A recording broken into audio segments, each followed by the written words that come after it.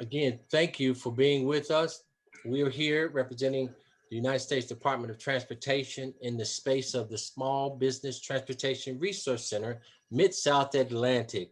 And so we're so happy to be with you this evening. Our purpose tonight is talking about bond education, a bond education program. We mostly call it Surety Bond Education Program because that's what we're trying to drill down and understand and demystify and explain that this is a part and parcel of what a company would need to really be great, having a great bond and culture and environment. So tonight we're blessed to have some amazing presenters.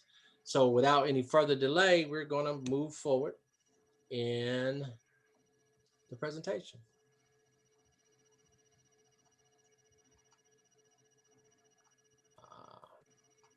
Okay.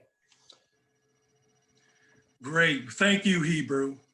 And once again, thank you to all those who are joining us. My name is Joe Jackson, Executive Director for the USDOT Mid-South Atlantic Resource Center, Small Business Transportation Resource Center. I want to welcome each and every one of you to this year's USDOT's Nashville, Tennessee's Bonding Education Program. On behalf of the USDOT and the Small Business Office, I want to welcome each of you and thank you for joining us as we begin the program. The Bonding Education Program is designed to assist businesses in increasing their capacity, really focusing on three vital and critical areas of your business. One, access to capital. Two, the attainment of a bond line. And three, and most importantly, we want to assist you in managing a successful project. These are three very important tracks which can greatly increase a business's capacity. And when managed effectively, it equals success.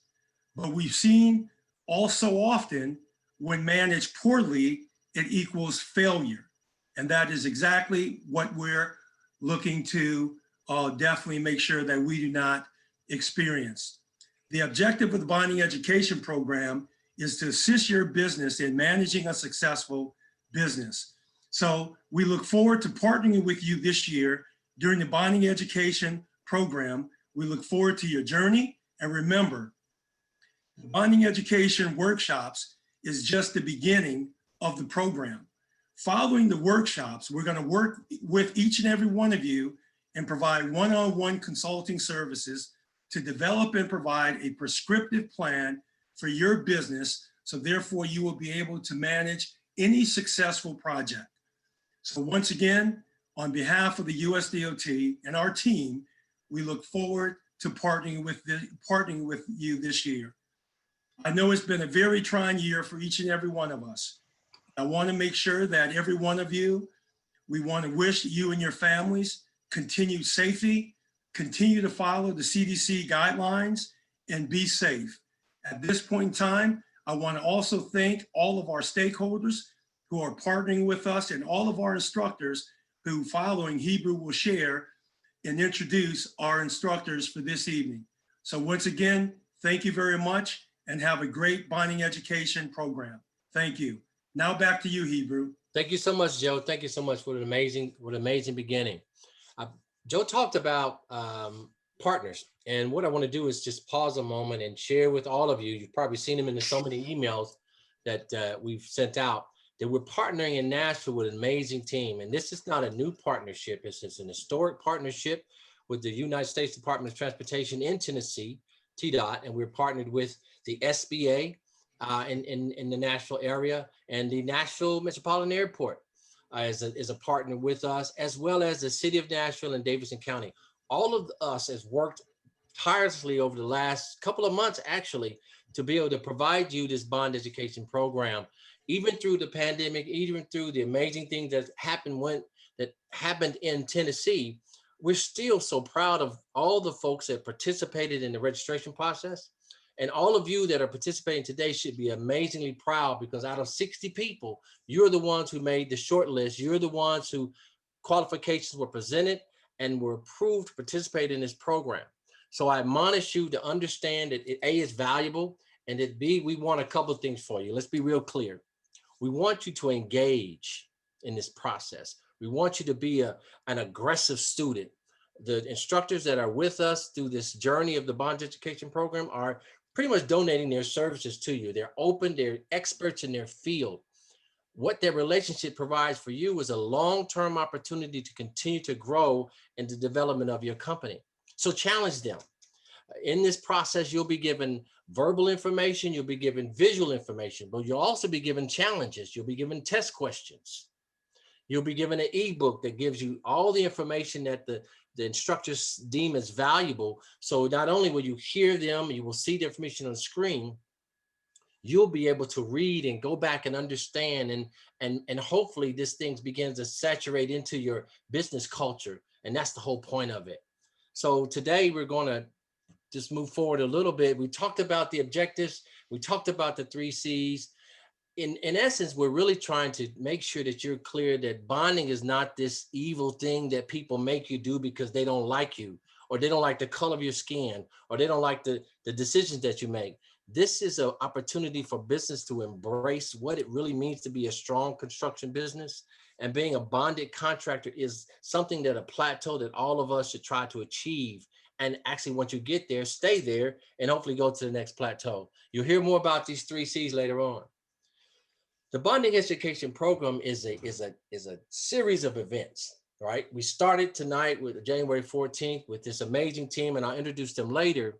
They are part and parcel tied to a relationship that we have with the Surety and Fidelity Association of America. We've been a long time partner with the Surety Fidelity Association of America, and we're so amazingly glad that they're here with us. And on the next session, we have base financial management. Now, when we say base financial management, we really want to frame on technology. I did that for a purpose because the way the world is going now, we're not going back to the way it used to be. So technology is going to be the key to be able to have a strong financial management culture. And David Wilson out of Miami, Florida, is an amazing spirit in that space. And he's going to provide some very, very key things that businesses should understand, that they should embrace, and it should grow. Now, will it stretch you a bit? Yes. It'll stretch you a bit because perhaps you're not in a digital way right now. Perhaps that's not where you are. But once you finish with this particular class, you're going to be able to appreciate what that really means and how you can be successful in that space. On September 11th, we're going to talk about another bonding drill down. We have a firm in Nashville called AC Surety. They're going to drill into the bonding at the weeds level. And you'll have the resources of Liberty Mutual as relational and AC Surety relational to be able to make sure that you get the best bond experience possible. Mr. Jackson talked about these one-on-one sessions, these long-term, these next year or so. The purpose of that is to make sure that you digest all the things that you're going to learn and that you'll be able to pull them out and use them as business strategies moving forward in the acquisition of your bond. As a function of bond education, we're going to frame construction accounting, and Ms. Wells is not an accountant per se in the true sense of the word. She is a construction accountant, and that's a special thing. And she's going to give you some really good nuggets to be able to chew on and understand how best to categorize your business financially, how to track your costs, and how to enhance and grow, if you will, a relationship with an accountant. In March, the March 11th and 26th, we're going to talk about bidding and estimating by an amazing group from Project Cost Solutions. That's what they do every day. They are estimators, and that's their core business. They've estimated huge multi-million-dollar projects and some smaller projects, and you'll benefit from that. And in the next session in March, we'll have a banker that talks about the banking relationship, how that's integral to the bond environment, how relationally that should be something that should grow and prosper. In April, on the 8th, we're going to talk about project management. And that's one thing that I'm so excited about, because this is where the rubber meets the road. Because if you don't manage your projects well, it doesn't matter if you get a bond or not, because you will not keep it. You must control your costs. You must control your schedule. You must control your labor forces. And you've got to control this one thing called how do you respond to delays as well. So we'll frame that in that session. On April the 22nd, which is our last session, we'll have Mr. Jackson again to talk about how do we get really engaged in relational growth from a business perspective. So JV, prime contract relationships will all be an amazing conversation. And we'll have a short presentation for those that are successful. We hope all of you are. For those that finish the process, there'll be a special presentation at that time and then sometime in the near future. And lastly, I'll share this. All this that we talked about means a lot, but it doesn't mean anything if you don't have what? Projects, work. And so on February the 18th, we're going to have a special session that we're calling the National Procurement Webinar. And we've invited our partners to come and share all the multi-million-dollar projects that they have in their view, in their forecast for 21. We'll also talk about, from a federal perspective, how the federal government tracks and promotes and pushes out into the market the opportunities that exist at the federal level, perhaps not in Nashville, maybe in other MSAs as well. One thing that I'll share with you before we get into this bonding conversation this evening, that we think you're special. We are so appreciative of what you've done to be a part of this class. We want you to understand that you will be put in this space, and we're going to push you out to the world to say, these are folks that invested in themselves, and these are folks that care enough about growth and entry into this market and growing in the market. And we want owners, we want them to appreciate you, and we want prime contractors to appreciate you. So hopefully at the end of the day, that through these experiences, the conversations you're going to have in between with the instructors, the experience you're going to have on February the 18th, talking about business opportunities and contract opportunities, and ultimately the relational connections you'll have with those inside your group and outside the group that see value in what you do, that you'll be able to do what? Increase your retained earnings. That's why we're here. That's why we're here for you. And we're so excited to be able to present this for you through these evenings from now to April the 22nd. So without further delay, we're going to move forward. This evening, we have Liberty Mutual Insurance. We have Mr. Todd Buechter and Mr. Nancy Hano. And we have a little bit of information. This is Nancy. We try to demystify this. This is Nancy. She's going to speak to you about the great things that she's done. Now, Nancy is a seasoned underwriter. She's a consultant with Ridgeland for Liberty Mutual Surety specialty and small contracting programs. Her responsibility carries throughout 4 states in the Southeast region. She has 21 years of experience. Let me say that again. She has 21 years of experience in the South dealing with bonding and dealing with opportunities in small business. During a time with the Ohio Casualty, she was a general underwriter that handled both contract and commercial bonds. Now, that's huge, right? Because you really need somebody in the trenches that understand how to put small businesses in relationally way to be able to get the business. She's been married for 20 years to Chris, and she has 2 grown sons. She enjoys cooking and spending time with her family. Miss Nancy, thank you so much for being with us, and we appreciate what you're going to do for us this evening. Todd. Thank you. Todd, we appreciate you being with us as well. Todd represents the bond manager side in Atlanta for Liberty Mutual Surety, especially in small contracting programs. His responsibility currently is to carry out through 10 states in the Southeast region and Central. Todd has 34 years of experience in surety. Todd has 34 years of experience in surety. He started in the business after graduating from Adderton College in Michigan with a finance degree in 1985. And he took off as an MBA candidate through University of Dublin and Trinity College in Ireland. Oh my goodness. After graduating from Trinity College in 92, Todd moved to Atlanta. In 1993, he's been a Southeastern Territory since that time. Todd is experienced in conducting training seminars in various surety bond agencies forums, and has taught in 2 different regional conferences for the National Association of Bond Producers. Todd is married with a wife for 30 years to Marion, has 2 grown daughters. He enjoys traveling, fitness, and completed a marathon. Way to go, Todd. An international distance triathlon and various other racing events. We wanted to make sure we introduce you to at that level because they're going to take it from here and move the project forward in a conversation way, in a focused conversation about surety bond activities. You guys have the floor. Hebrew, thank you for that introduction, and I really appreciate the opportunity to be here this evening. You know, one of the things, and you touched on this, is the mystery of bonding, and I think that sometimes surety bonds is kind of a mysterious process. So what I'd like to do is take the mystery out of that process, and I'd like to do that by covering 4 different things. We're going to start off talking about what is bonding and why is it important. And then we're going to shift over and we're going to talk about what is needed to obtain bonding. We're going to talk about how to keep bonding in place. And then finally, we're going to wrap up and talk about maintaining a surety relationship with a surety company and what's involved in that.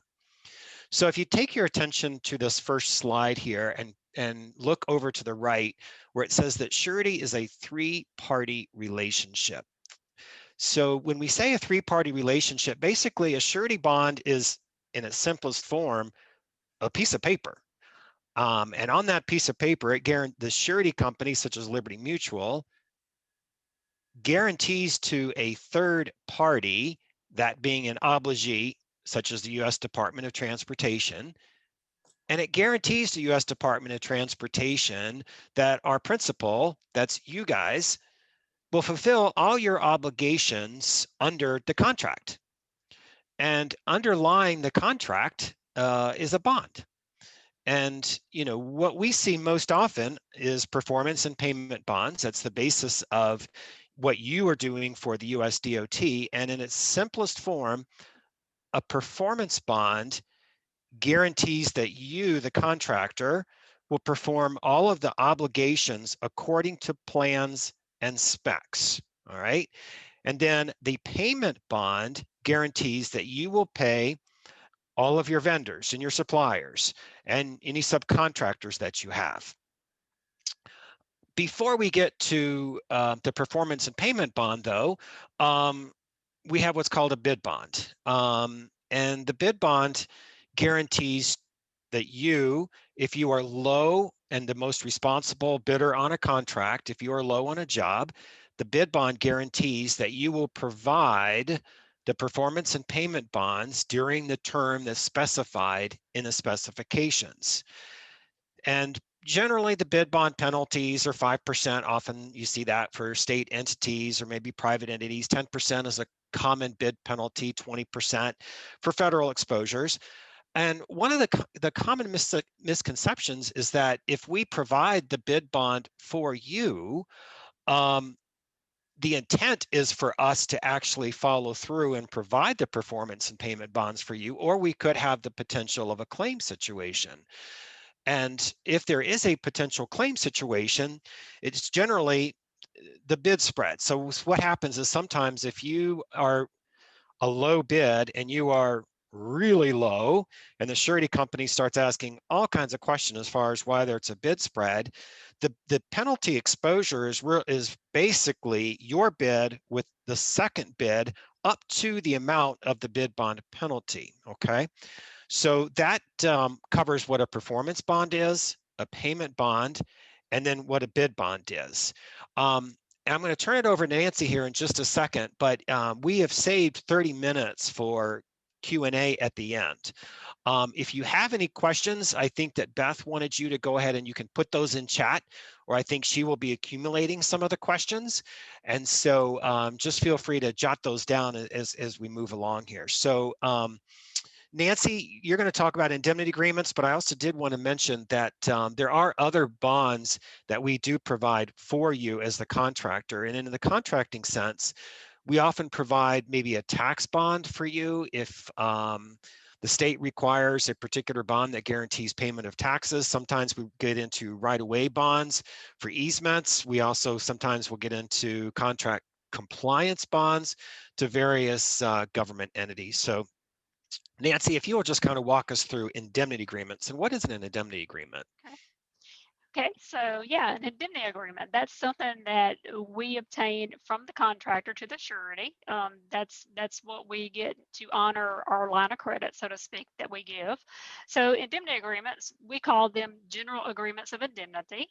And this agreement is signed by the bonded contractor, you, all owners and spouses, meaning you and your wife, and any related affiliates with the same ownership.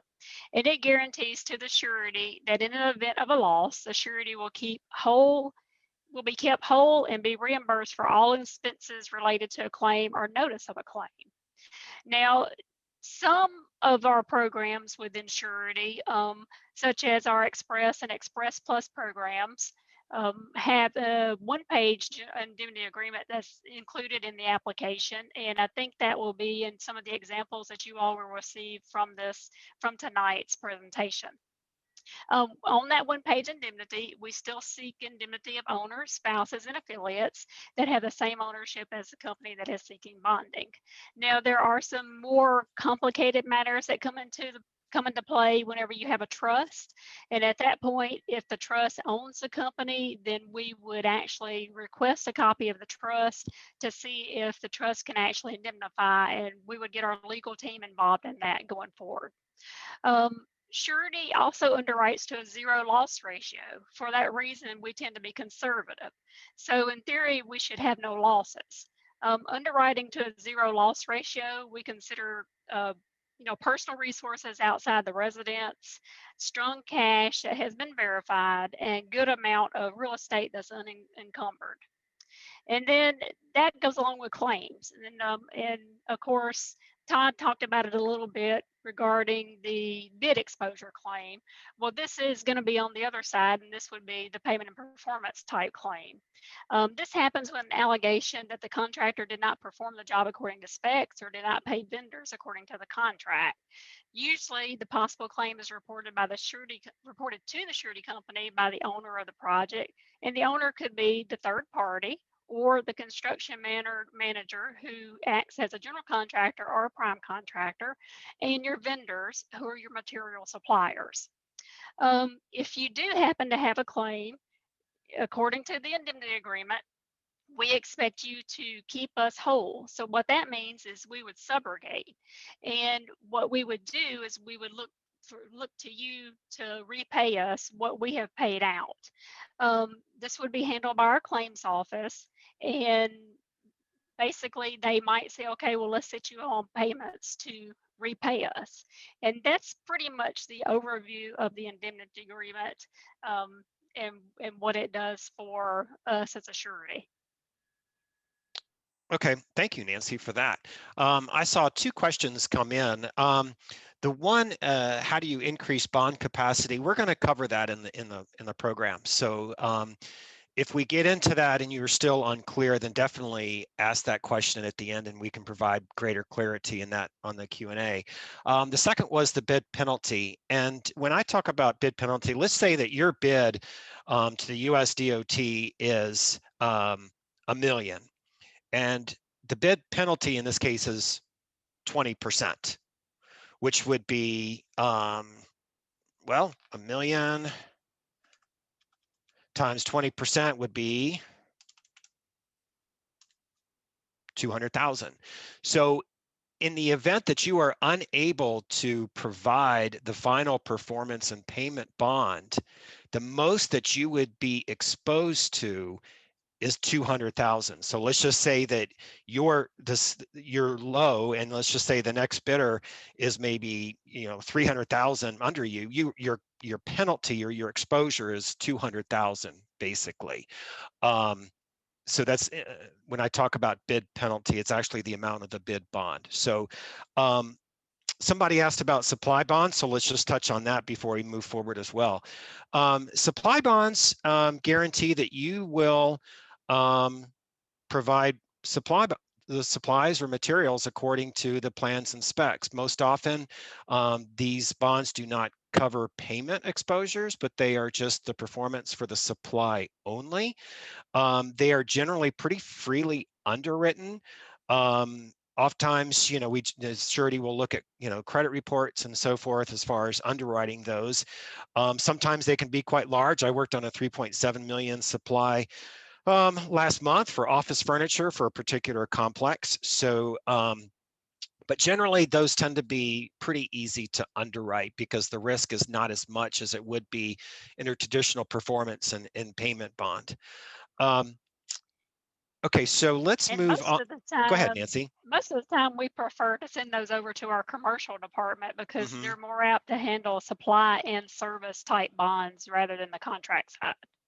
right? Oftentimes the commercial unit will, they won't look as much information as the contract underwriters. And we'll get into the information that is needed for a contract bonding program here in the program. Okay, so why are surety bonds important? So back in 1935, there was a law that was passed, and it was called the Federal Miller Act. So enacted in 1935, the Federal Miller Act requires any general contractor or prime contractor on a federal public works project exceeding 150,000 to post performance and payment bonds. So if you guys want to do work for the federal government, you need to have a bonding program. And that's why bonding is really important. Now, each state has what's called their own little Miller Act. Each of the 50 states plus the District of Columbia has what's called their own little Miller Acts, where each state then has its own requirements for bonding. For example, in Tennessee, it's 100,000. In Georgia, it's 100,000. So if you want to do a public project in the state of Tennessee or Georgia, and it's over 100,000, you need to have a bond.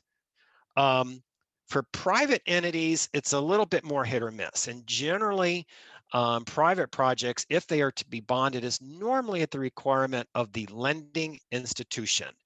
And quite honestly, what we see is really competitive factors in play here. So during the Great Recession, when things were pretty tough on banks, I would want to say that in almost all cases, lending institutions required bonds to be, provided to support a project that a lending institution was going to finance. Right now, the banking environment is a little bit more competitive, and we're not actually seeing as many requirements on private projects from banks for bonds.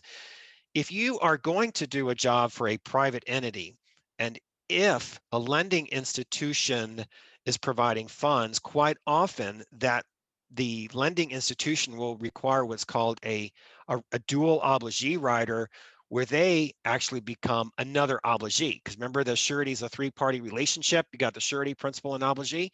So in that case, you have almost like two obligees. You have the U.S. Department, or you have a private entity like a developer, and then you have a bank. If you are in this situation, there's a rider that you need to make sure that is attached to your bond. And that rider has two stipulations. Number one, an aggregate limit of liability. Okay, so the bank can't come in and demand, $10 million in reimbursement if it's only a $2 million bond, because the amount of liability on the bond is $2 million. And number two, the lending institution has to perform. They have to provide the funds according to the lending agreement, or they can't file a claim. So Hebrew, let's move on to what is needed to obtain bonding. All right, we're going to talk about the 3 C's of surety, and this was briefly mentioned in Hebrew's introduction. So this is really, really important. This is the fundamental of suretyship. So we have what's called the 3 C's of surety: capital, capacity, and character. Number one, capital. The surety evaluates your financial strength, and in the information that you all are going to get from Hebrew or Beth, you are going to get 2 sample financial statements.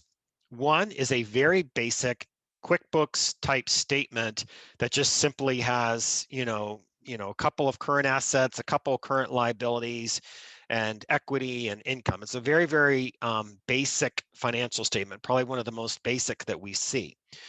On the completely opposite side is a financial statement from Robert Davidson in Nashville. He's one of leading contractor CPAs in the Southeast. And he gave us kind of the one that's going to be all the bells and whistles and everything else that you would normally see from a very, very large contractor. When we look at capital, there's just a couple of things that I want to touch on, and these are really important. First and foremost, and Nancy said this, that surety companies are very conservative.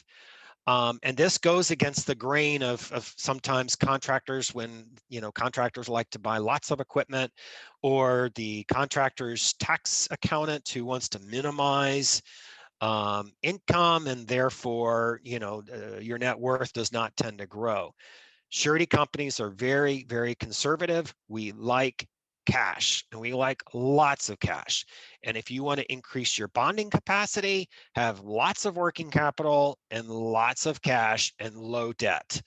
When I mention the term working capital is current assets minus current liabilities. That's working capital. But we will deduct things from working capital that you might have in there, such as prepaid expenses, or maybe you might have some over 90-day receivables.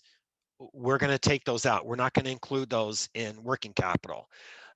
If you have a line of credit that the CPA has like 18 months, we're going to include any borrowings that you have under the line of credit as part of current liabilities, and that's going to deduct from your working capital. Generally, a surety company is looking for a minimum of 5% working capital to support your bonding program. And your bonding program is defined as cost to complete per your work on progress report. And you're going to get a sample work in progress report in the papers that you're going to be provided. But the working capital we want to see is a minimum of 5% of your total bonded and unbonded cost to complete that we see in your work on hand report. That's your schedule of uncompleted projects. So if you have, say, $1 million in bond program, then we want to see a bare minimum of 50,000 working capital. Now, generally, we might want to see more working capital for equipment intensive contractors, or maybe some specialty trades such as stone and maybe curtain wall, or maybe some difficult trades. But basically, we want to see working capital of 5%. Net worth, that is your total assets minus your total liabilities, and that equals your stockholders' equity or net worth. Very, very generally, we like to see net worth of roughly 10% of your total program. So if you have $1 million in your cost to complete in your work on hand report, yeah, we'd like to see about 100,000 in working capital at a very, very minimum. Debt ratios are really important. I would say they're really important now as we're getting into kind of a rough stretch here where we don't know what the economy is going to do in 2021. We'll kind of get into that later. But we don't like to see your total liabilities exceed 3 to 1 of your net worth. So if your net worth is 100,000, then we really get uncomfortable if total liabilities are more than 300,000. And oftentimes we don't like to see interest-bearing debt. That's your debt to your banks and your line of credit more than 1 to 1 of your net worth. Profitability, we look at the income statements pretty heavy. Profitability is your revenues minus your direct costs, that's your job costs, minus your overhead, that's like your shop expenses, your electric bills in your home office, generally your office staff, that's your overhead expenses. So revenues minus your direct costs minus overhead, and then any other income or expenses, that equals your net profit. And generally, we like to see net profit about 1% of your overall revenues, but that's really a function of the market too. So back in the Great Recession, if a contractor was break even, we thought that was fantastic. But we've gone through a run here of pretty strong economy. In that case, sometimes we feel that a 1% net return is kind of low. And certainly if a contractor was not generating profits in the recent boom that we went through, we kind of question whether we need to be getting involved or not. So we talked about backlog, financial statements, working capital, work in progress, which is backlog.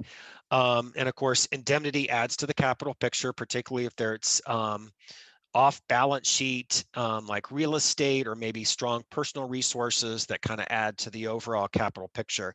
I want to touch briefly before I leave capital in terms of the financial stating reporting. So when a CPA comes in and does your financial statements, there's 3 levels of reporting. The lowest level is compilation. And quite simply, that is just basically the CPA throwing an opinion page on an internal financial statement. We are uncomfortable with compilations that are of low quality, but some CPAs will come in and actually do some pretty nice compilations that sureties are generally okay with. Next up from the compilation is a review. And then the highest level of presentation is an audit. And that's when, all kinds of different things are looked at, studied, verified. All right, so that wraps up capital. We also want to talk about capacity. So when we're looking to bond a contractor, we're looking at the capital, what you have financially to support your bond program. Next is your capacity. And so when we're looking at what are we going to do for you, we're looking at a lot of things. We're looking at your overall experience. So let's just say that you want to do a $3 million road project for the US DOT, but your largest job is only $500,000. It's going to be really, really hard for you, to be honest, to get that bond.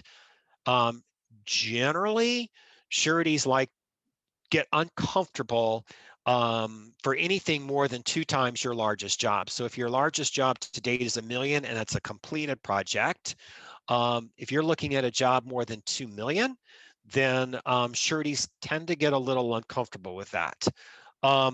If you want to, if you say, hey, I really think I need to do this $3 million job, I've done this $1 million job before, then your chances of getting a bond will be enhanced if you have worked for that obligee before.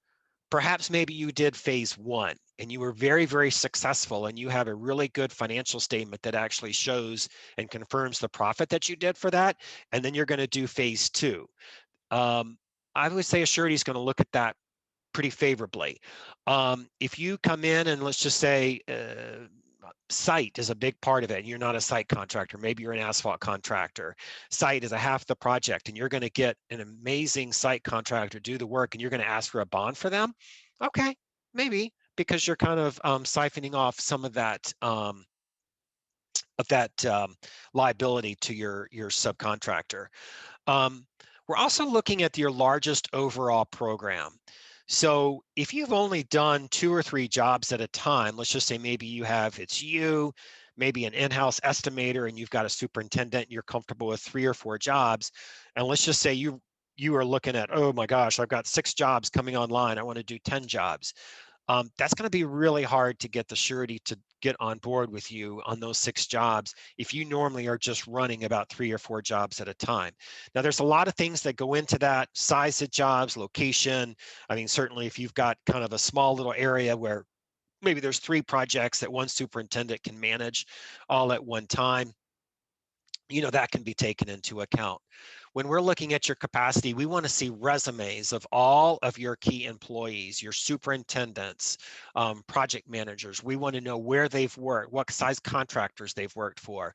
We want a contingency plan. We want to know that if something happens to you, do you have a completion agreement with your key people where they will finish the jobs for the surety, or do you have a buy-sell agreement with your business partner?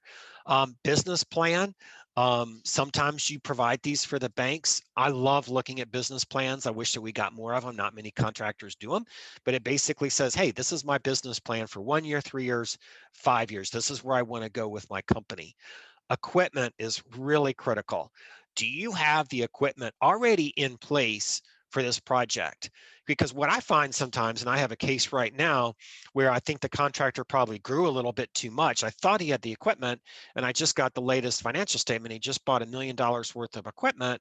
And I'm like, oh my gosh, why, I thought you had all the equipment. So, like what happens after he finishes the work? That equipment is, I'm telling him that equipment is still a cost because you've got shop costs, maintenance costs, you've got to pay the debt on that. And if you don't have the work on hand to pay that equipment expenses, then you might be making money now, but you're going to be really struggling 6 to 9 months, particularly if we see a downturn in the economy. So these are some things that we look for on the capacity piece. So, and generally the capacity piece is really more on the aggregate that we provide for you. So when you journey along the surety path and you become a pretty established contractor that gets a bonding program, and we're going to talk about that, and kind of, your agent has what's called a line of authority. You will get a line of authority, the agent will get a line of authority for a single project, and also an aggregate line of authority, which basically mirrors about 90% of your day-to-day needs. Okay, so that talks a little bit about capacity. Character, it's a little pretty subjective, actually, but we will run personal credits on all owners and spouses. We will run a D&B credit report. We are looking for any kind of past dues, any kind of past liens, judgments, suits, hopefully not bankruptcies. And we also, we'll run legal reports where we'll see where, if you've been sued in the past, how many lawsuits have you been involved in. We also like to get reference checks. So I said earlier that you just finished $1 million project for the US DOT and you want to do a $3 million project for the DOT and you loved working for them. I'd like you to give us a reference letter from the US DOT that says, these guys are great. You will like working with them. They were on time. They finished the job. They did what they said. And, if you want a larger bond, then please give your surety plenty of reference letters from past owners that you've worked for. So, all right, so that talks about the 3 C's. Nancy's going to pick up and talk about information that's needed for various industry programs. Yeah, before I do that, Todd, there's 2 questions. One says, referring to the indemnity, what and to what level can bond provider do to make themselves whole? For example, can they go after personal assets? And of course, I think you and I talked about this the other day. We don't really go after anybody's personal residence. Do you have anything else to add to that? Yeah, like we've, I've got a claim right now where we took the indemnity of a real estate company that the owner of the contractor of the construction company owned with his brother. And there was about $8 million in real estate. So the contractor is living up to his obligations and they are actually selling real estate and they are working out. Now the loss is not big. We had some collateral on it and the loss is like 400,000. So that's not a big surety loss, but we are actually going to enter into a payment plan where once that property is sold, the contractor is going to repay us for our loss. So yeah, personal assets. If you've got a lot of cash personally, let's just say, a couple 100,000, the surety company is going to want to get personal cash statements to verify that, but that would really help you in bonding if you are personally liquid. Right. Okay, and the second question says, how can you link up with other contractors to raise bonding for bigger jobs? Is that possible, like joint bonding? I'm assuming they mean joint ventures.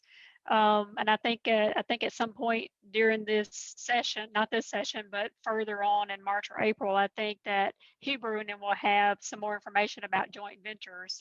Do you have anything to add about that, Todd? Yeah, I'd like to mention the mentor protege agreements with the SBA. The SBA, the set aside programs are quite honestly under fire right now because the Department of Justice is holding surety companies responsible for any kind of fraudulent set aside arrangements. So what's happening is that sureties are actually getting a little more conservative in the 8A program. So basically, many sureties are looking for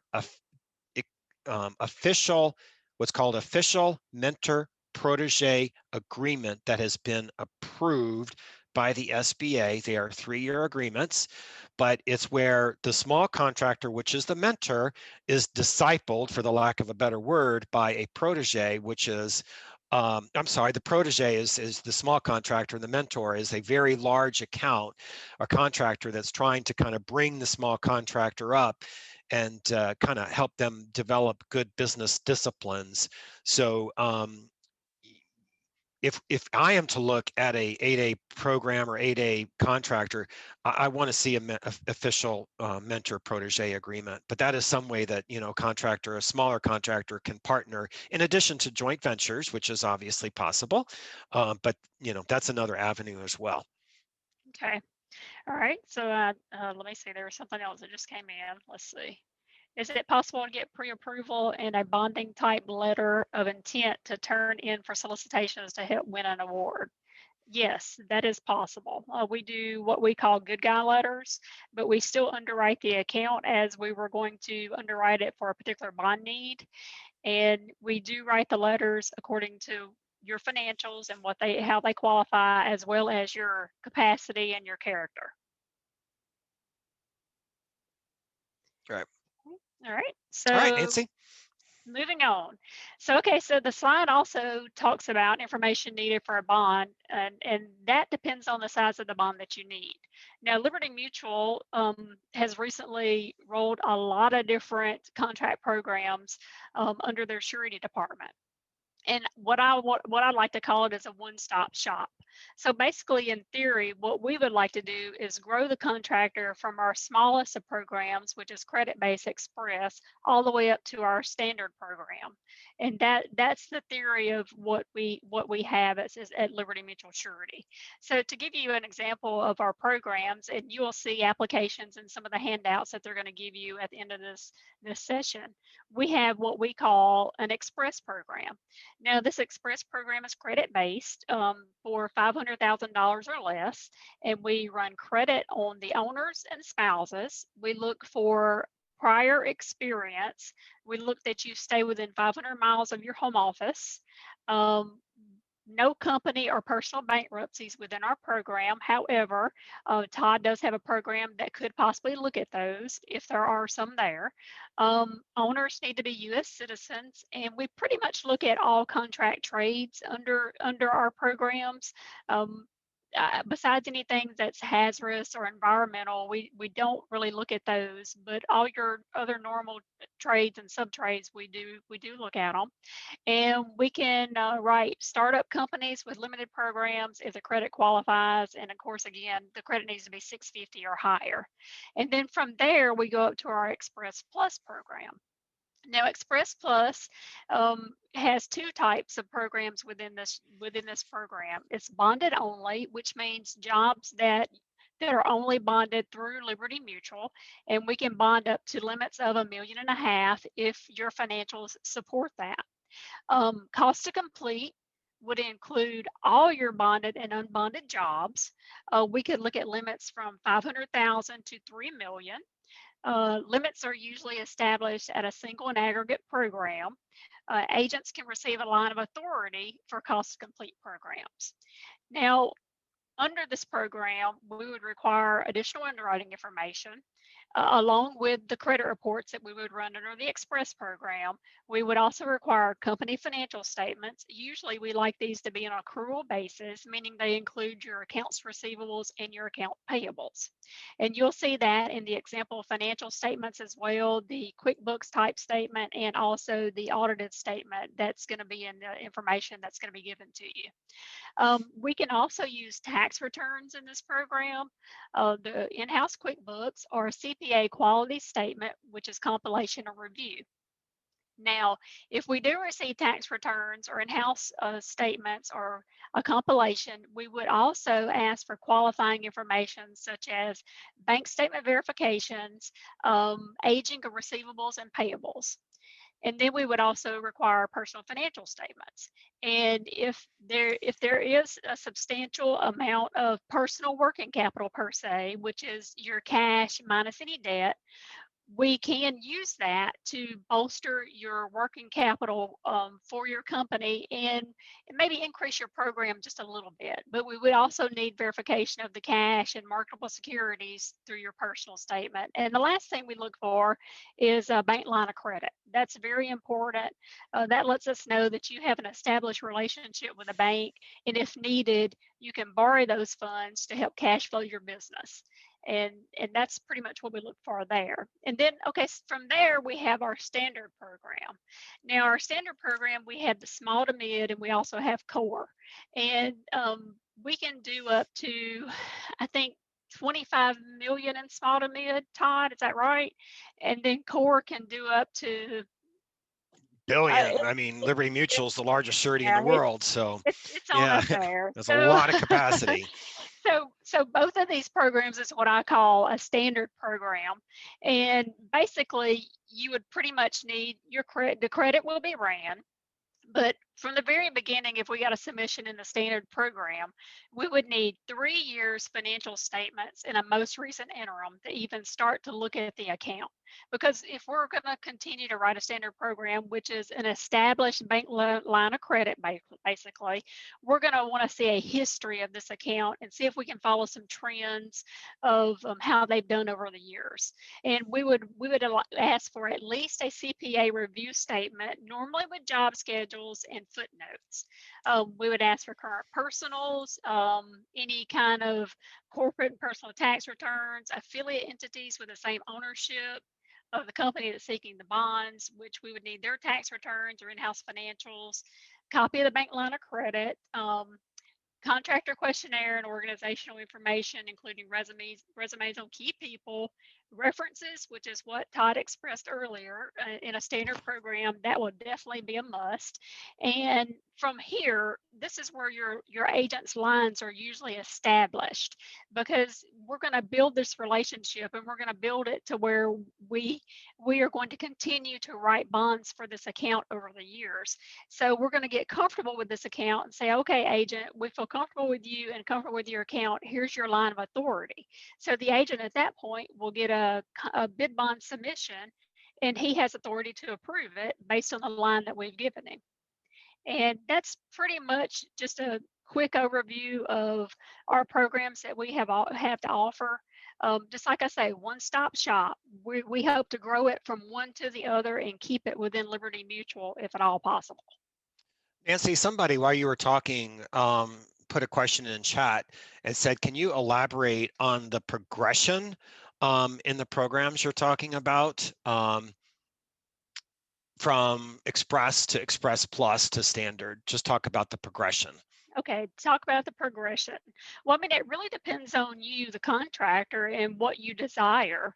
I mean, if you're starting out under the credit based and you're steadily building your working capital and your net worth, and you say, okay, well, I'm ready for that next level, which is going to be over 500,000, you would have to provide a financial statement that shows that minimum 5% working capital case to support the program that you desire. And then again, that program's 500,000 to 3 million. So if you wanted anything within those limits, you would need to make sure your financial statement supported that. And that is the progression we're trying to find here. We're trying to get to. So we want you to be profitable. We want you to leave the money in the company if at all possible. I know sometimes you have to take out money to pay taxes, but we would like to see you grow it. Cash is king. Leave the cash in the company, grow that working capital, steadily get experience. Stair step it. Don't try to leap and try to grow too big too fast, and just build that working capital so you can support the next level of program that you need. Yeah. Okay, that was good, Nancy. And we were talking about the progression, but sometimes a contractor doesn't qualify. And so there might need to be some additional steps that are taken to kind of help you get to that bond or that large job or maybe the aggregate program that you want. So a surety like Liberty Mutual has what's called non-standard programs. Okay, I'm going to cover that line of credit question here in just a second. The non-standard programs say, so let's just say that maybe your working capital is a little light for the program or the job that you want. The surety may come back and say, okay, well, we will do that bond, but we want to get what's called funds administration. And that's when a third party administrator controls the funds in the account and pays all the suppliers and the vendors and so forth on the project. The benefit to the surety on that is that it significantly decreases our payment bond exposure, because the owner is going to be making all payments to this set aside bank account, and then the funds administrator actually takes those funds that are given to them by the project owner and actually pays the vendors. Okay, so it doesn't really eliminate the performance risk, but it significantly reduces the payment risk when we have a funds administrator. Now, Liberty Surety uses the services of 5 different professional funds administrating companies, that this is all that they do. And, you know, we are told by our funds administrators that Liberty Mutual does more due diligence than any other surety, and also requires much more Fidelity insurance and other types of E&O coverage, you know, if for some reason there is some kind of error or something like that. But the companies that we use are really, really good, and they can actually help the contractors with budgeting, improving cost systems, because they see the inside of your accounting department that I can't see. And they work closely with your accounts payable clerks and also with you as well.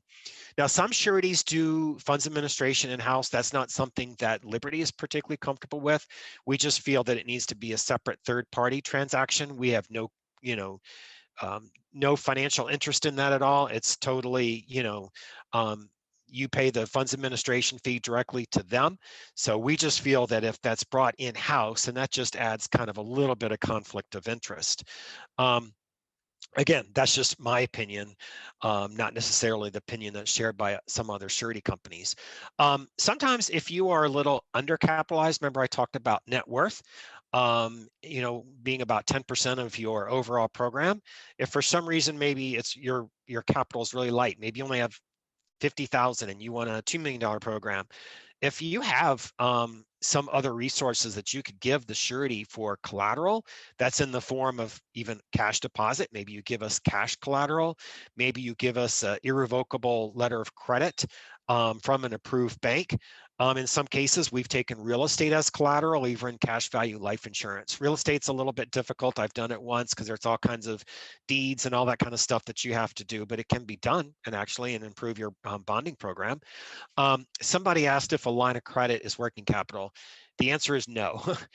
But, this is a big but, in the SBA, the next line item here, Small Business Administration, the SBA includes unused line of credit as working capital.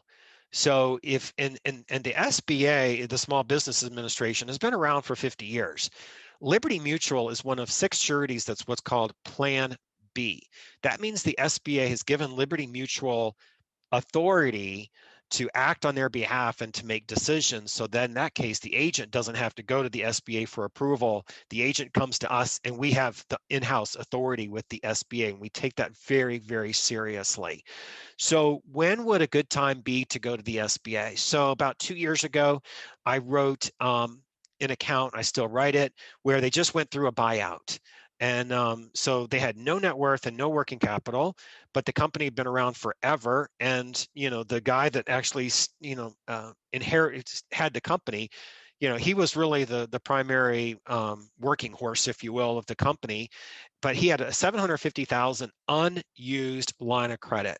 So the SBA was all over that in terms of giving, and we gave them a $2 million single $4 million aggregate program, but technically in the SBA with a $750,000 unused line of credit, they would qualify for a lot more than a 2/4 program. So the SBA is a really, really nice tool. And Liberty Mutual likes using the SBA because just like a loan, the SBA guarantees a loan to a bank, the SBA guarantees a surety for the bonds that we write. And that's their inducement to us to provide those bonds for maybe more difficult situations. So the SBA actually guarantees Liberty Mutual or other sureties 80% of our bond. But if it's, say, a veteran-owned company or 8A or HubZone, it's 90%. So that's a pretty good deal for a surety. Now, we have to share premiums with them, obviously, because there is reinsurance. And for you, there is an additional cost to the SBA. That cost is 0.6% of the contract price, and you pay that fee up front on the pay.gov website before we release the bonds. So the The SBA will consider bonds up to 6.5 million. That's the largest that they will write. They can do 10 million for federal contracts, such as the USDOT, if you have the USDOT contracting officer certification. The SBA does require 5% working capital case. We've talked about that before in this seminar, but again, they do include unused line of credit in that working capital computation. And generally, the SBA is pretty tight about wanting to do no more than 2 times your largest job, but they can make some exceptions. The SBA does have financial statement requirements. And it's kind of, they're kind of in line with Surety. So basically, if you want to look at a project more than 2 million in the SBA, they're going to require a reviewed level financial statement from your CPA. If you are wanting to do a single job with the SBA between $1 million to $2 million, they want what's called a quality in-house plus statement. So that means they want accounts receivable, accounts payable, they want the agings, they want to see accumulated depreciation. They want that statement to be what's called on the percentage of completion basis, which means that you are accruing profits on your uncompleted projects and that you will have what's called underbillings and overbillings as part of your balance sheet. And they want those underbillings and overbillings to tie in with your cost to complete report, your work in progress report. So for jobs up to $1 million, the SBA still likes to see good in-house statements, but there is a little bit more flexibility. So another avenue, and it was asked before in terms of increasing your bonding capacity. So, we've talked about mentor-protege agreements. We've talked about joint ventures. We've talked about additional indemnity as far as increasing your capacity. I would encourage you to consider non-standard programs, collateral and funds administration, and also bonds that were guaranteed by the Small Business Administration as well. So, again, Nancy said that Liberty is a one-stop shop. So if you want to do SBA, Liberty's got that too. We're one of 6 sureties where we have the pen for the SBA. So Nancy's going to go to our next slide. In Hebrew, if you will go to how does a contractor keep bonding in place? Okay, I have one question before we go to that next Sure. slide. Purchase order account for collateral? No, really, the purchase order is really a different format for a contract. So that gets into kind of like taking, either accounts receivable or contracts as collateral. I mean, banks will, provide lending based on, account receivable ratios and so forth. But for a surety like Liberty Mutual to provide collateral, we want to have either the cash in hand or we want to be able to go against, to a bank and say, hey, we're making a demand under this letter of credit to, pay us back for our loss. Okay. All right, so this next slide talks about how does a contractor keep bonding in place.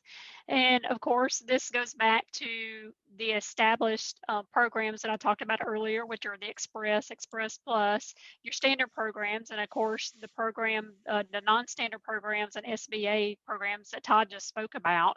And basically, every year, what we do is we do an annual renewal. Now for Express, which is the credit-based, we just run the credits every year, or lately we've been doing it every quarter because we did not know how the COVID was going to affect our contractors going forward. And so far, so good. We haven't really seen a lot of COVID claims out there in the surety industry. So, but we usually run credit reports each year for that to make sure that the credit is still good and that you still qualify for the level bonding that we've actually established. The Express Plus program, obviously, we still require the annual financial statement updates, sometimes the interim 6-month statement update, depending on if the account needs to stretch a little on program or not. And those can be, again, tax returns, in-house financials, or CPA financial with the necessary qualifying information. And in the standard program, of course, we would require the annual financial year-end statement, which is normally the CPA, at least the CPA review statement, percentage of completion, which means job schedules and footnotes. And we do require interim information to monitor the account, course, that depends on the size of the program too, and the strength of the principal. Usually we ask for a 6 months financial statement on that. We get updated current personals and of course the current mainline letter of credit. And we also see if anything has changed within the company since the last time we spoke to them. Usually on a standard program, we actually go out and visit these contractors annually, and we get a good feel for their operations. And it's really good to establish a good relationship whenever you're on their turf, because you get to see their operations and get to see how well they do what they do, and everybody that they have in place to do what they do. I mean, because even the secretary at some of these contractors' offices has a big role, and it's always nice to get to meet those people and see that they are part of the team and doing what it takes to run the company correctly and get surety bond credit. Todd? All right. So, all right, we don't have any questions on that. So we're doing pretty good on time, Nancy. All right, final slide, Hebrew. Why is surety important and how to maintain a relationship over the years? There we go. All right, so I want to touch on a number of different things here. So, and Nancy touched on this a little bit. I can't stress enough how important it is for you to have a relationship with your surety company. Suretyship is relationship oriented. And as you grow over time, it's very likely that the underwriters will want to meet with you. Underwriters do want to meet with their more active and their larger accounts on a regular basis. Granted, this is pre-COVID. I know I have not been out of the office since last March because I know we have particular travel restrictions and people just don't want to see people, face to face right now, which I'm just really sad about because I just that's my favorite part of the job is getting out there and meeting with our accounts because you just get to see it face to face. And then especially when, one of our contractors will take us out on job sites and, we meet all of the people in the office. I really love that aspect of our business, and I really miss that right now.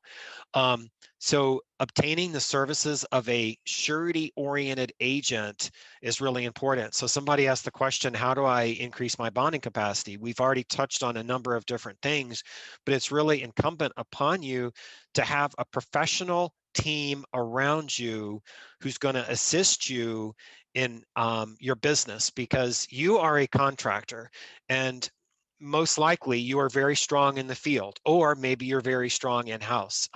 Some accounts that I write, it's a 50-50 where there's one of the principals loves being out of the office, just never wants to come in the office. The other principal just wants to stay in the office and, run the books and all that. So you might have a particular area that maybe you gravitate towards, but there's a lot that you are involved with that you really don't have a lot of experience in, and that's okay.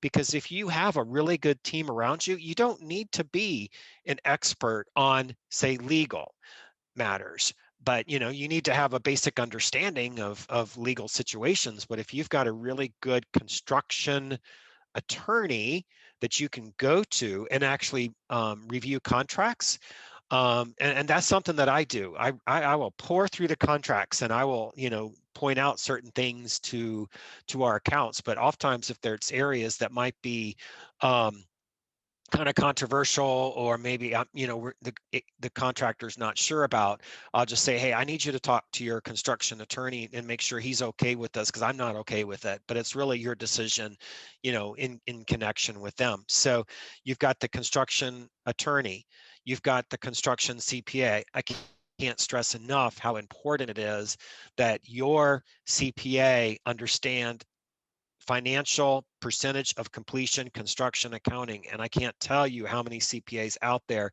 do not understand it. And as a result, it's like oil and vinegar. I mean, it's oil and water. I mean, it's just a bad rub because we just get these statements. We're not comfortable with them. The CPA doesn't understand construction accounting, and it's very, very frustrating. And Hebrew had mentioned that very, very briefly in passing, the importance of, of good accounting. I mentioned it before, I'm going to mention it again. Your surety agent really should understand suretyship. Your better agents, your bond producers, say bond producers that are part of NASBP, National Association of Surety Bond Producers, they might have 20, 25, 30 different sureties that they work with. And so when they look at your account, they're going to like, okay, well, I think you're best suited for these 2 or 3 sureties. So let me send them your papers and let me get input from them. So that is absolutely critical. We've talked about annual information and also interim monitoring. Nancy pointed out the standard information that is required for a bonding program and to keep it in place. She touched on that. Generally, when you become an active account, the surety is going to want from you an annual financial statement, from a good CPA. And generally, we're going to look for a 6-month statement. Personally, I like to see in-house statements because that means that I'm looking at the same information that you are. And I can see the quality of your in-house financial statement, and that gives me either comfort in terms of maybe, kind of going out on a particular project, or maybe there's a job that I might not be comfortable with because I'm not really comfortable with your financial accounting. So we normally will get a 6-month statement, and we often will get quarterly work in progress reports. And again, that's the report that actually shows your contract price, bill to date, cost to date, and also cost to complete. That is a really, really important item that all sureties want to see. I've touched on the importance of building a professional team around you to help you make decisions. I forgot banker. That's really important too, and you're going to have a session on banking. There are banks out there that maybe not specialized in construction lending, but have particularly strong reputations and are very contractor friendly. There are banks out there that are not very friendly towards banks or towards contractors. And what happens is if you're with one of those banks that doesn't particularly like contractors, then it's going to be rough on you because they're going to ask for maybe more terms and various other things that maybe your competitors that maybe are with a contract or a contract bank friendly, that they might actually, will give you better terms. So want you to really, really think about the team that you've got around you, and please seek their input before making decisions, particularly your surety agent. And hopefully your surety agent is not somebody who's just going to be a rubber stamp on things that you want to do, but is really going to challenge you. It's really going to say, hey, do you really think that you want to do this? You got involved in a situation like this 5 years ago. Do you want to put your people in that kind of situation again? Oftentimes I get questions from our accounts, what is the common reasons that contractors go out of business? And I remember back in the 1990s, I did a program out in Knoxville, Tennessee.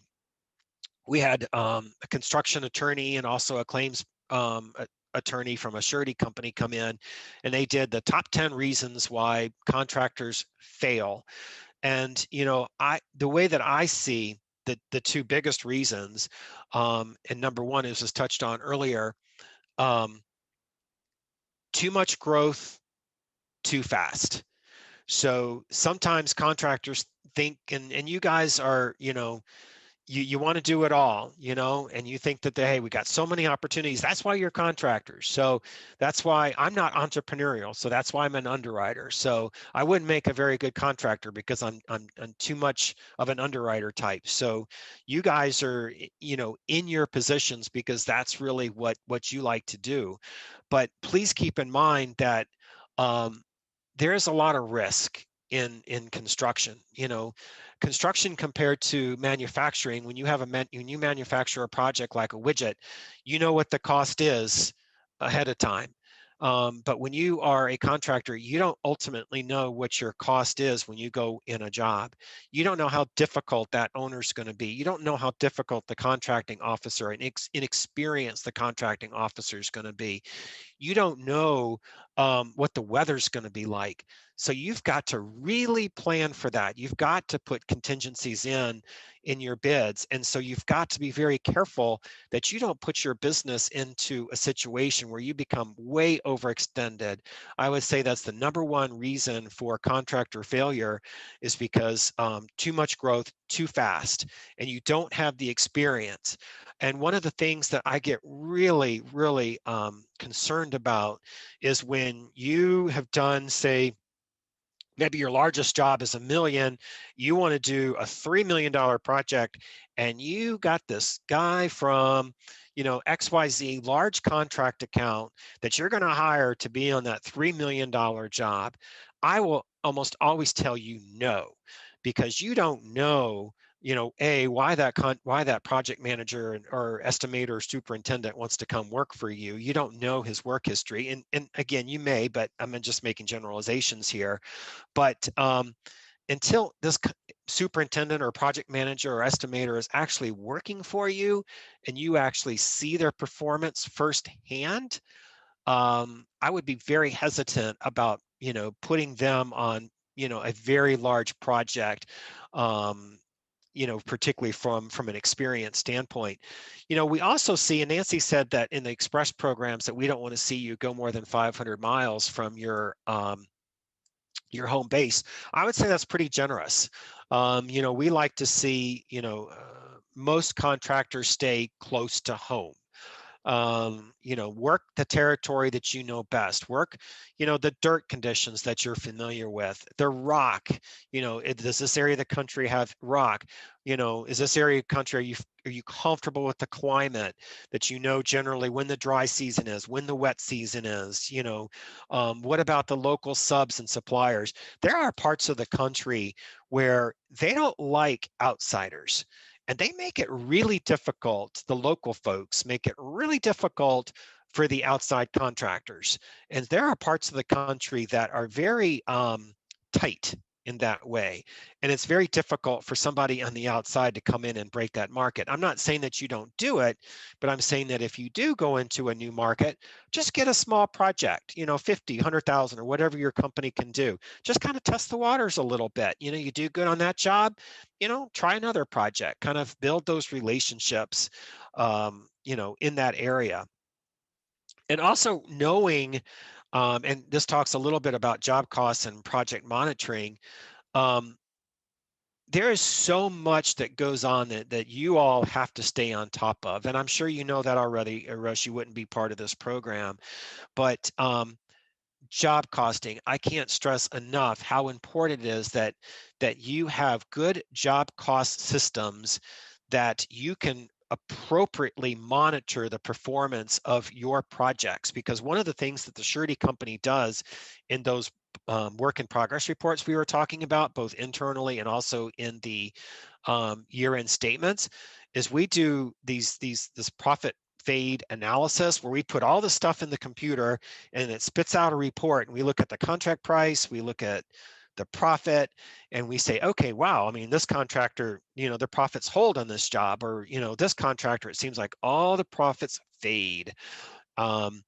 And one of the things that we're seeing with the new AICPA guidelines that went into accounting is that, the good CPAs, if they abide by the new requirements, they will kind of group your projects in terms of experience or territory. And that kind of helps you, because then you can kind of see with particular types of projects, in terms of the type of work or maybe the locations, how your actual performance is. We want to know that you are actually updating those job costs. There are some contractors out there with really sophisticated GPS or cost coding systems, where things are automatically coded straight to job costs, or you've got, GPS systems that track fuel and actually automatically allocate it to projects. So you're going to get into that hopefully with, later on in your, webinars in upcoming weeks, in terms of job costs and project monitoring. So internal accounting is really important. Now, if you're a small contractor and you're doing, say, $1 million over 2 program, you're not going to have an in-house controller, most likely, and that function might really depend on you. Or maybe a bookkeeping service, or maybe a relative like a mom or an aunt or a brother or cousin or something like that, that's kind of strong, maybe has some accounting background. Or maybe you have an accounting background and you're comfortable with that. But the internal accounting piece is really, really important for you to be able to monitor the performance of your company, and also for the surety to know that you actually have a good handle on what's going on. And we want to know that you are actually updating those project costs. So one of the things that I look for, and Nancy as well, is when we get those cost to complete numbers, we're actually going to compare that cost to complete that you gave us for September 30th, and we're going to compare it with June, and we're going to look at, okay, are you actually are you reallocating, are you re-estimating what your final project numbers are going to be in terms of profit and loss? Are you just throwing in an arbitrary number? If you're throwing in an arbitrary number, we're going to get kind of uncomfortable with that. So can't stress enough how important it is just to manage not only the outside of the company, but inside as well. So that's just as important. Subcontract management. Can't stress enough that you build, or you might be a subcontractor, but if you are a general contractor, of building really good relationships with the subcontracts, with your subcontractors. And there are protection mechanisms. If you're looking at a particular project that has a large subcontracted portion, I would encourage you to ask for those subcontractors to give you a bond. We did a $5 million project recently for a contractor in the mentor protege, and I think subcontracts made up about half of the project, and we got half of the project bonded from those subcontracts. And before we did that, we actually asked for bonding letters from their surety companies to make sure that the subcontractors could actually post bonds. Maybe maybe if it's a smaller job, maybe it's 50,000, or maybe you're not particularly comfortable with the sub, or maybe supplier, or maybe you've just used them for the first time. Maybe you do joint checks where you not only pay the subcontractor, but you also pay their supplier as well, so that that the ultimate vendors are going to get paid. And can't stress enough the importance of lien waivers. Large general contractors are going to require you to furnish lien waivers before they make any kind of payments to you. Funds administrators do that as well. That's one of the things that they do exceptionally well before they actually make payments, is they're going to ask for those lien waivers from you before releasing payments. One of the things I wanted to talk about too is vet the surety company that you do business with. In the materials that you're going to get after this program, you're going to have what's called the Liberty Mutual Surety Plus overview. So that kind of talks a little bit about the Surety Plus, the Express Plus, small to mid program that Liberty Mutual offers. But it isn't very, very important that you know the financial strength and experience of your surety company. So I would encourage you to look at a couple things. Number one is, what is the AM Best rating of your surety company? The AM Best, of course, is the independent organization that evaluates the financial strength of surety companies. So, obviously you will want to do business with an A-rated company, A minus, A plus. I'm going to make a general statement, but there are some obligees, many obligees that will not accept surety bonds from companies that are rated less than an A minus. So, and some obligees actually stair step it, where they say, well, if a job is more than 500,000, then we're going to require, an A minus rating at a financial strength of 8, and the financial strength is from 1 to 15. So look at the AM Best rating of the surety company that you do business with. Number 2, look at the federal T list, especially if you're working for the US DOT, because the federal government, I'm just going to get a drink of water here. The federal government vets sureties as well, and the federal government has what's called a federal register. And every July, there's a new federal register that's published. They list every single surety company out there and what their capacity is in terms of federal projects. So what you want to avoid is being with a surety company. If you are doing $4 million projects with the federal government, like the US DOT, then you may want to think twice about being with a surety company where their federal T limit or their federal capacity is only, say, 2 million if you want to do $4 million projects. So in some cases, some sureties have maybe 3 or 4 different surety entities, and sometimes they might need 2 sureties on a piece of paper or whatever it is. I mean, I'm not saying who you do business with. I'm just saying for you to really, look at the federal T list and make sure that your surety company has the appropriate financial strength for what you are doing. Also want to touch on industry trends. So we have come out of one of the most difficult years, at least that in the 34 years that I've been in business. It's tough. I mean, not only the social aspects in terms of the social isolation and all the Zoom meetings and, the moving towards virtual conferences and everything else, but COVID and the pandemic is having an impact. And this is what I hear from my agents and accounts. So I hear that material supplies are a real problem right now, that material costs are escalating or undependable. So, you might have bid particular lumber. You might have bid this price 3 months ago, but lumber is this price right now.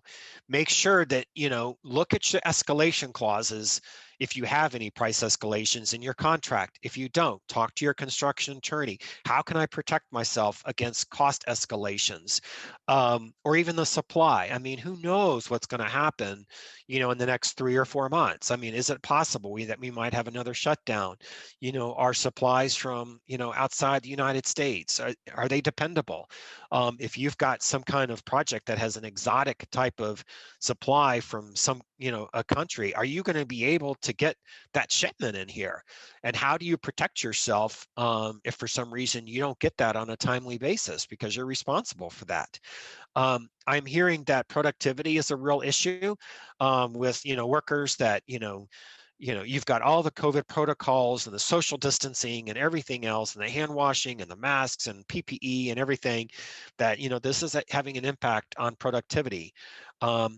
So how do you respond to that? Cash flow. We talked earlier that cash is king, cash, cash, cash.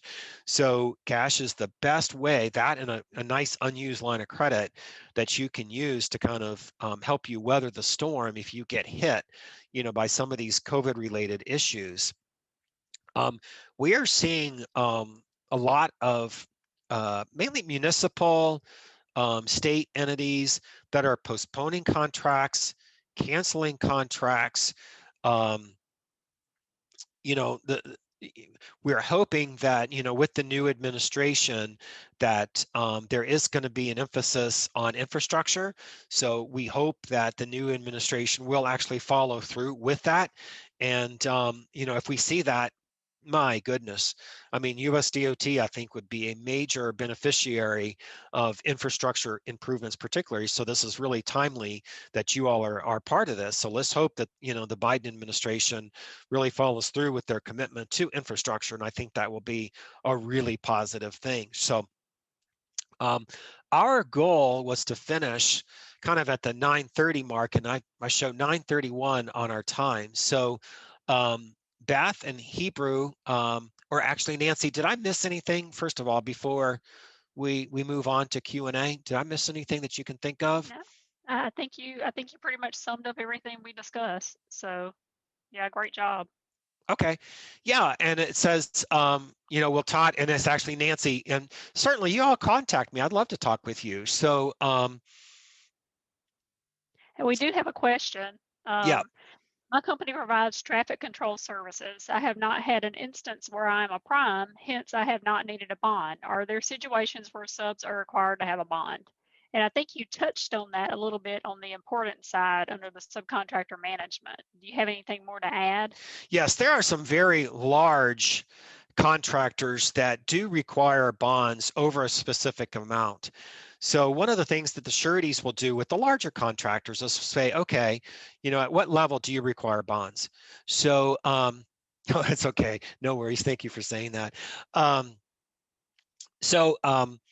Some surety or some contractors will require all their subcontractors say over 250,000. That tends to be a pretty common number. I've seen some large contractors that require all subs in excess of 100,000 to be bonded. There is the SDI project, that's out there. It's that, some big insurance companies have default insurance in lieu of sub bonding, which we really don't need to get into in this program, but is definitely out there. I would also say that one of the things that I look at in my projects is a couple of things when we talk about sub bonding is if I'm bonding a general contract, and I know when I say general, I mean a building, okay? And I know that you guys aren't oftentimes involved in building because you're, this is a US DOT webinar, but I want to make sure that the critical path subs are bonded. Almost always the site contractor is going to be bonded. The mechanical, the plumbing, and the electrical. How does that transfer over to, say, a highway contractor? Well, if you are a contractor that specializes in asphalt, and you have a $500,000 bridge, I'm probably going to ask for that $500,000 bridge to be subbed. If you have a large site contract, that especially with the the problems with weather and all the kind of delays that can come with that, they need to be bonded. So I actually, in a past life with another company, I actually did bond a traffic control company, and basically what I saw from them was the larger contracts, say the 500,000, 750, $1 million, traffic signal, traffic control, that kind of thing. Those types of projects, guardrail, were bonded. So if you are not being asked to bond now, start doing all the things that we're talking about here, and getting yourself in place so that when you do have that great project that you absolutely want, that you're not scrambling around at the last minute trying to secure a bond. Next question. Can you explain the SBA bonding program, the 400,000 quick bond? Oh, great. Yes, thank you for asking that. The SBA does have a quick act program.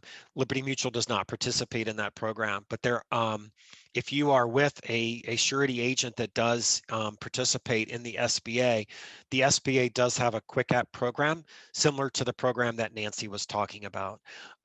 Generally, that program is for contractors that want the quick app type program, but maybe doesn't have quite the level of credit that an underwriter like Nancy is looking for. And again, the surety is being, guaranteed 80 or 90% of their bond, but that's just a particular line of business that for various reasons, Liberty Mutual has decided not to be involved in, but Okay. that program is out there, the Surety Quick App. Yes, it is. Okay, so the next question, and I could probably answer this one. It says, question, the supplier can request a copy of the bond from the prime. Yes. Yes. That is accurate. Yes. Next question. If you are a sub, I would encourage you to get a copy of the bond. I one time wrote a company that does a lot of protective covers and stuff, and they actually had an internal system where they made sure they had a little check mark that they asked for a copy of the prime's bond every single time to make sure that they had to file a claim that they had it right there. So absolutely ask for that, and ask for a copy of the prime contract. One of the things that I get frustrated with is if I see a subcontract where there is, say, not a liquidated damages provision, I ask my subcontractor, go to the prime contractor, and I want to see either an entire copy of the prime contract that they have with the ultimate owner, or at bare minimum, say the warranty provision or the liquidated damages provision, because what happens is if that liquidated damages provision is not stipulated in your contract, then the prime contract can actually flow down the damages that they have with the ultimate owner. Well, that's not fair to you. If you're just a very, very small portion to have astronomical liquidated damages. And I wrote a bond, gosh, about 2 months ago. It was for a subcontract, and I asked, it was only 300,000. And I said, you've got to go to your prime contract. You've got to ask for the liquidated damages. They haven't put the stipulation in there. And they went to the prime contractor. And would you know that the liquidated damages that the prime contractor had with the owner were $25,000 a day. And it is very possible that those damages could have flowed down to our subcontractors. So what I did is I said, okay, well, now go back to the prime contract and say, okay, well, we'll have scale damages. But in no event will our overall liquidated damages exceed 100,000. So we actually had, in those cases, I asked the subcontract to actually add an addendum to the contract that actually stipulates the liquidated damages that are to be put in there. So, but no, good questions. Okay, so are the SBA bond expensive? What's the price of the SBA bonds? Okay, so two things. The SBA premium, if you will, is the surety rate and also the SBA fee. So the SBA fee, it's a set fee. It's with every single surety that's out there. It's 0.6. That's the SBA fee that is paid to pay.gov before a final bond's released. The rates, and we actually, Nancy, we haven't really talked about this too much, but goodness sakes, rates are all over the place. So generally for smaller contractors in the SBA program, you might be looking at, say, a 2% bond rate as a general industry average. In Nancy's program, the express type programs with, Liberty or various sureties generally look for a bond rate of 3%. But generally, with the SBA, since we actually do have the SBA guarantee for our bonds, so there is less risk for us, generally the rates are a little bit less. But when we start, let me get some water. I'm talking so much. For prime contractors, though, surety bond rates can be really cheap. They can be less than 1%. So Yeah, it really depends on the strength of the account. Depends on your financials, basically. So the better your financials, the cheaper the rate. That's right. Great. Any other questions? I don't see any others, but this is the time to ask, team. If you have any questions, we love to field them now, or if you have them later, we can corral the answer and get it back to you.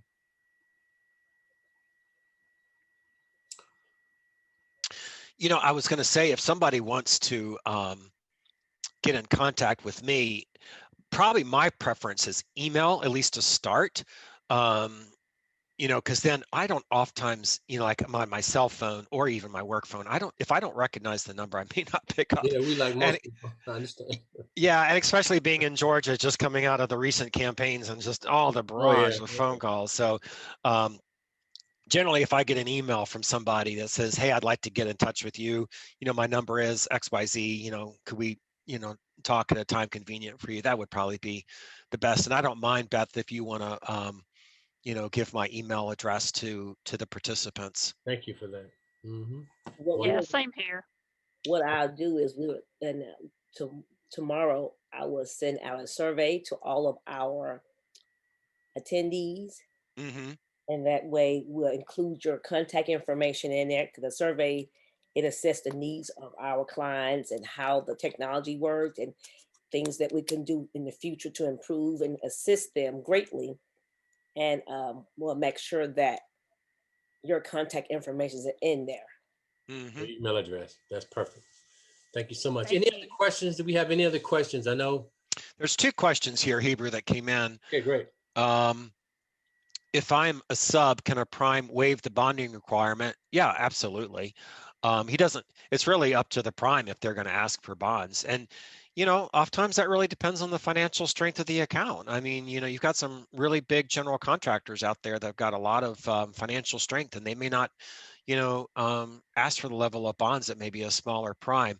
As far as the prime, it would be very unusual for the prime to provide the actual sub bond, because that's what they're trying to do with getting a sub bond, is actually lay off that risk and have somebody else assume that risk. I can't think of any. Unless they do it through that other program, through the insurance side. What is that called? Yeah, the SDA, the surety default, the insurance product. I mean, they could do it like that. I mean, they could go that route. And another thing too about primes and subcontract bonds, most of the time, from my standpoint, I say, okay, if we have a prime and had like Todd talked about earlier, half the job was a sub, we're going to look for that sub to bond back to that prime. So sometimes your surety company is going to require that prime to sub back to them. not only your financial institutions or people like that, or just your primes in general, your surety company is the one that's requiring that sub bond to be in place. And that helps mitigate the loss on our end for our contractor as well. So, I mean, you're going to see financial institutions sometimes that require it, and also surety companies of generals that are going to require it. Great answer. Perfect. Yeah, Hebrew, the next question was, what surety companies participate in the SBA surety program? Almost all sureties have some level of participation in the SBA program, but some sureties are more involved than others. And say Liberty Mutual, for instance, is one of the 10 largest SBA players in the country. So if you talk with your underwriter, they may have, now some surety companies have like a separate SBA unit. So like in my unit, I handle the non-standard, I handle SBA, I actually handle it. And then I also handle small to mid contractors, the program that Nancy was talking about, which is above the express level program. So just every surety is different in terms of how that is handled. But the one thing to keep in mind is that it's called either Plan A or Plan B. So Liberty Mutual is one of 6 sureties that's Plan B, which means that we are the SBA because we have that authority. So if a surety is Plan A, that means that for you to get an SBA bond, you go to your agent, and the agent will go to the SBA on your behalf for approval, but they will also at the same time simultaneously be sending the papers to the company that they want to use. And so they will actually, there's a kind of a 3-party coordination that goes on in there in the Plan A program, but really it's the agent that actually puts in the information, because the SBA has its own program, because they want you to input financials and work in progress reports and all that kind of stuff. So if you are with a Plan A surety, you need to be with an agent that really understands the SBA program. And there are SBA agents around the country that specialize in SBA. So, hopefully that answers that question. So, Great answer. Perfect. Any others? All right. Well, we appreciate. Actually, here we go. Okay, so talk a little bit about liens on project and the time frame. That is a loaded question. And of course, when we talk, obviously we don't get into that on federal projects, because that's why we have performance and payment bonds that, guarantee the payments. So obviously we talk about liens on private projects. And so every state has its own lien laws. So I would encourage you with your construction attorney to understand the lien laws as they apply to each state, but really understand that is a good tool for you if you are, not getting paid, even to threaten, filing a lien on a project or something like that. And the time frame, it depends. It's all over the map. Every state is different. There are, if you are, say, a sub, and there is a general contractor that has not paid you, and you feel that you are entitled to that payment, and there needs to be, the final payment needs to be made. There is the release of lien bond that sureties can write. They don't like to write them, but that kind of takes the place of a lien, and so at least the payment can be made. And if for some reason the payments were not made, then you could go back against the release lien bond. But anyway, so yeah, the liens obviously apply to private projects, but are a very useful tool for you if you're not getting paid. And we'll make sure we bring that back up when you talk about project management and field management, because liens are very critical, particularly in the small markets, to make sure you get paid. Unfortunately, that sometimes we have to use those. Any other questions? Great questions, great answers. Okay, well, we want to, I'm looking one more time. Thank you so much, Todd and Nancy. We appreciate what you've done. Honestly, it's probably been one of the best beginnings of a bond education program that we've ever had. The level of information you provided, the passion you gave with it, and also the attention to the questions and the business needs of the customers that we have this evening has just been appreciated by us. And so on behalf of our team, United States Department of Transportation and Greater Atlanta Economic Alliance, which is the parent of the contract, we appreciate what you've done, and we'll let the world know that you did a great job. Thank you. I appreciate Everybody it. give very them a much. hands up, give them a thumbs up, give them all the folks out there. There we go. All right, Raise great. your Thank you hand. so Raise much. your hands. That's good. Wonderful. Yeah. Thank you so much. So going to the next, these are homework questions, right? So we want you, and we'll send these to you. We want you to make sure, because in this process, it's not so much information you get, you got to give back what you've learned. So these are 5 questions. It's pretty straightforward. What's a surety bond? What are the 3 C's of surety? What information do sureties normally like to see? What programs are available for contractors that do not qualify for standard bonding? And the 5th question, with whom should you build a professional team for surety bonding? You'll get those questions. We need them back within a week. And we look forward to get those by the end of business on next Thursday. So Ms. Beth, you want to speak to, before that, I'm sorry, we want to make sure, and I promised you purposely that we take roll at the end. So Ms. Beth, do you have roll in front of you? You can call roll and we can see who's here. Yes, I do. We have someone's on the phone that had just gotten off, and Find out. no, someone's still here. And then we have an Angelo Lowry, All right. a Nikki Olode, Anthony Davis, Alethea Gibson. Hands up if you're here. Raise your hands if you're here. There we go. Alethea Gibson, Remberto. It's moving.